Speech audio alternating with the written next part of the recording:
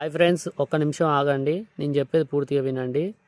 నేను ఇప్పుడు వ్యాపారానికి వచ్చిన ఇక్కడ మొత్తం హిందీ రాని వాళ్ళు ఉంటే ఖచ్చితంగా హిందీ నేర్చుకోండి.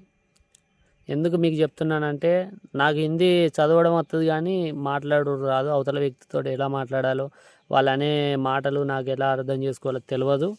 హిందీ ఖచ్చితంగా అయితే మీరు నేర్చుకోండి. ఎందుకు చెప్తున్నానంటే, నేనంటే ఈ పని మీద వచ్చినా కనుక నాకు హిందీ సరిగ్గా రాదు కనుక నేను వీడియో చేస్తున్నా. మీరు కూడా అర్థం చేసుకోండి.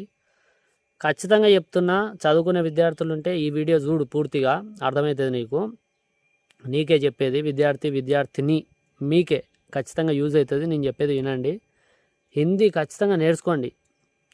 స్కూల్లో పాఠాలు చెప్పేటప్పుడు హిందీని కూడా మీరు స్వీకరించండి. హిందీ కష్టంగా అదే వేరే భాషలాగా భావించొద్దు. మీకు మోటివేషనల్గా చెప్తున్నా, ఇది ఒక మోటివేషనల్ వీడియో అనుకోండి. మీకు ఖచ్చితంగా యూజ్ అవుతుంది ఫ్రెండ్స్.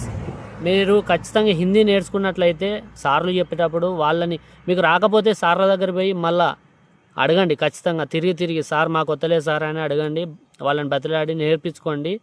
ఇది మహారాష్ట్ర. ఈ మహారాష్ట్ర దగ్గరకు వచ్చిన నేను, ఇదంతా అడవి చుట్టూ. మీరు ఖచ్చితంగా హిందీ నేర్చుకుంటేనే ఇక్కడ ఎక్కడికి వెళ్ళినా మీరు మాట్లాడుకోవచ్చు. ఇంగ్లీషు తెలుగు అది పక్కకు పెడితే మనకి ఎప్పటికీ యూజ్ అయ్యే భాషనే అది.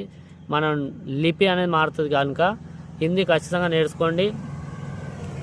మీరు మహారాష్ట్రకి వెళ్ళినా, ఛత్తీస్గఢ్కి వెళ్ళినా, రాజస్థాన్ వెళ్ళినా, ఒడిస్సా, మన ఇండియా మ్యాప్లో ఎన్ని రాష్ట్రాలు ఉన్నాయో, స్టేట్స్ ఉన్నాయో వాటన్నిటిలో హిందీ, మరాఠీ ఉంటుంది.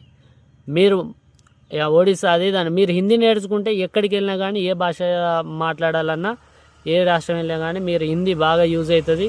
నేనంటే చిన్నప్పుడు మా సార్ వాళ్ళు చెప్తా అంటే నేను నేర్చుకోలే.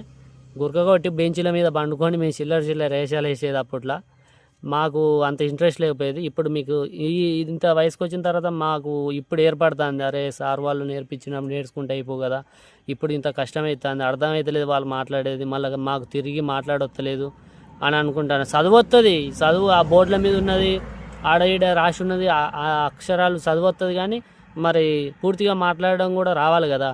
మాట్లాడడం వస్తేనే కదా అవతలకు మనం ఏంటిదో కనబరుచుకోగలం. అట్లాంటప్పుడు మీరు కూడా నేర్చుకోండి, అవాయిడ్ చేయొద్దు దాన్ని.